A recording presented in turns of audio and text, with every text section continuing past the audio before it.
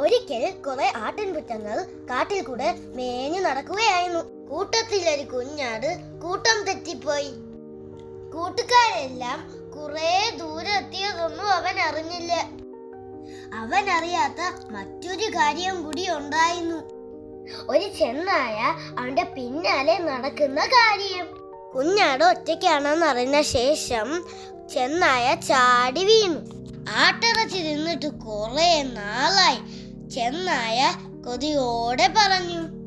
രക്ഷപ്പെടാനായി കുഞ്ഞാട് തല പുകഞ്ഞ് ആലോചിച്ചു.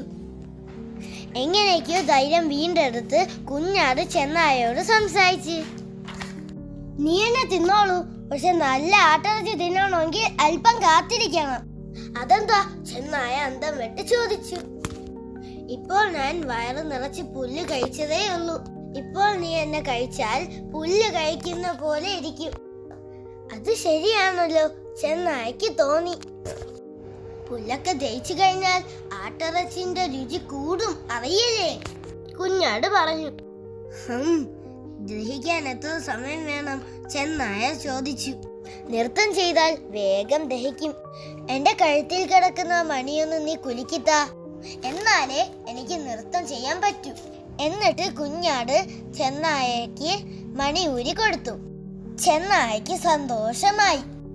എന്നിട്ട് ചെന്നായ കുഞ്ഞാട് കൊടുത്ത മണി ആണിക്കിലിക്ക് തുടങ്ങി. നിം നിം നിം നിം. മണിയുടെ ശബ്ദം കേട്ട് ആട്ടിടയൻ ഓടി വന്നു. അപ്പോഴോ തന്റെ കുഞ്ഞാടിന്റെ അടുത്ത് ഒരു ചെന്നായ നിൽക്കുന്നു. അയാൾ കയ്യിലിരിക്കുന്ന വടിയെടുത്ത് ചെന്നായയുടെ മുതുകത്ത് ഒറ്റ അടി. ഹമ്മോ! ചെന്നായ കരഞ്ഞുകൊണ്ട് ഒറ്റ ഓട്ടം.